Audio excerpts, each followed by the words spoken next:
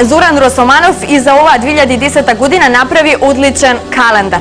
Ние бевме на подготвувањето на календарот, сега ви пуштиме снимки од таму и само накратко да ви кажам дека инспирацијата за овој календар била музиката, но како? Господин Росоманов ја гледа музиката и како ја доживува, погледнете. Календар за годината што измина наменет за корпоративни цели.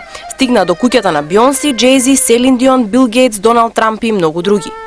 Компанијата Bato & Divine со овогодинешниот календар музика со сигурност ги крена стандардите за ниво погоре.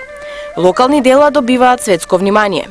Календарот на компанијата Bato & Divine за 2010 воодушевува со својот изглед. Тешко ли беше да се направи еден ваков календар?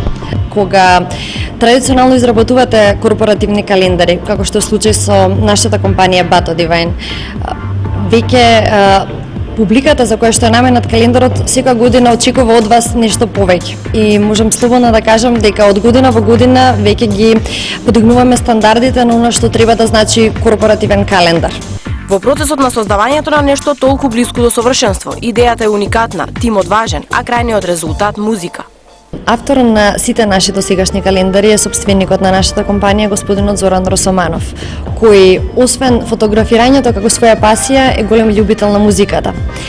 Така што кога ќе споите две љубови во едно, крајниот резултат е оној кој што навистина воодушевува како што тоа се случи оваа година со музика. Каква е приказната на девојката која што се појавува на календарот? Станува збор за српски модел Анастасија, која што е прилично позната во Србија и е членка на групата Models. Значи уште една конекција помеѓу музика и самиот модел. Музика компонирана од Росоманов се најде во куќата на многу познати светски музички звезди и луѓе од светската бизнис елита. Еве и зошто. Генерално нашиот календар е наменет за нашите деловни соработници, бизнис партнери. Минатата година календарот беше доставен до Доналд Трамп, Уорен Бафет, Джек Велч, Бионси, Джейзи, Алиша Кис, Селин Дион, Кристина Агилера, Квинси Джонс и бројни имиња кои што се видни и еминентни од музичкиот свет. Значи, идејата беше она што е локално изработено да се достави во светот и во принцип да се покаже дека во Македонија навистина има потенцијал да се изработуваат уникатни оригинални дела.